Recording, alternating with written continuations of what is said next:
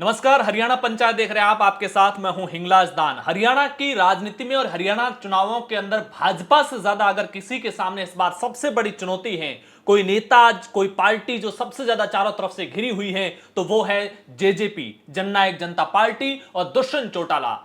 दुष्यंत चौटाला की पार्टी जननायक जनता पार्टी का जो चंद्रशेखर आजाद की पार्टी के साथ में आजाद समाज पार्टी कांशीराम के साथ में गठबंधन हुआ है। 70 सीटों पर जेजेपी चुनाव लड़ेगी, 20 सीटों पर आजाद समाज पार्टी कांशीराम चुनाव लड़ेगी और 19 सीटों की जो पहली लिस्ट जारी हुई है उसमें दुष्यंत चौटाला का नाम है, उनके छोटे भाई दिग्विजय चौटाला का नाम है। दुष्यंत चौटाला अपनी परंपरागत सीट जो जिंद की उचाना कला है वहां से चुनाव लड़ रहे हैं। छोटे भाई जो है वो सिरसा की डबवाली से दिग्विजय चुनाव लड़ रहे हैं। लेकिन इस बार जेजेपी चुनाव कितनी सीटों पर जीतती है, इससे ज्यादा महत्वपूर्ण है कि दुष्यंत चौटाला अपनी सीट बचा पाते हैं या नहीं। क्योंकि हरियाणा के अंदर, या फिर कहें कि पार्टी के राष्ट्रीय अध्यक्ष भले ही उनके पिता हो, लेकिन हरियाणा के दायरे से बाहर जेजेपी की पहचान दुष्यंत चौटाला के तौर पर है, क्योंकि वो लंबे समय तक हरियाणा में सत्ता में रहे, डिप्टी सीएम के पद पर रहे, लिहाजा पहचान उनकी है। लेकिन उनके सामने इस बार का चुनाव जीतना काफी मुश्किल है। मुश्किलों से भरा हुआ क्यों है, उसको समझने के लिए पहले पिछले 5 चुनाव के यहां के रिजल्ट समझिए और यह समझिए कि उचाना कला कितनी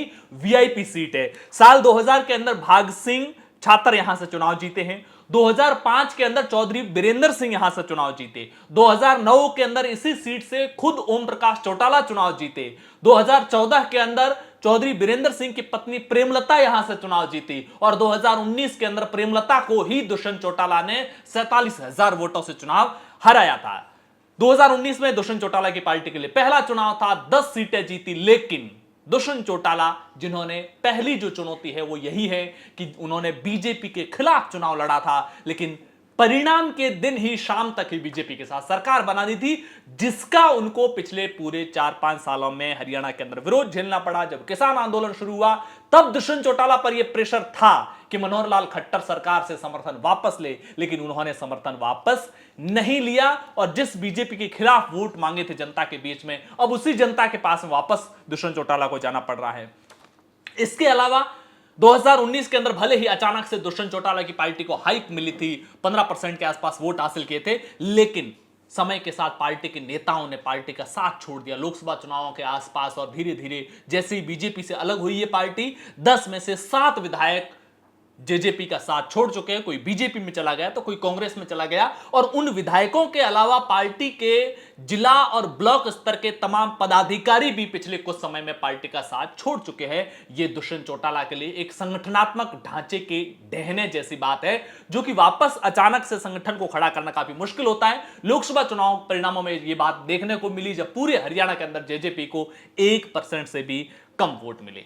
तीसरी सबसे बड़ी चुनौती किसानों का विरोध है। किसानों का विरोध उस समय भी दुष्यंत चौटाला को झेलना पड़ा जब दुष्यंत चौटाला सरकार का हिस्सा थे। किसानों का विरोध सरकार से बाहर होने के बाद भी झेलना पड़ा और हिसार के अंदर जब उनकी मां नैना चौटाला, जो विधायक भी है, वो जब लोकसभा का चुनाव लड़ रही थी तो कई जगह पर उनको विरोध का सामना करना पड़ा था।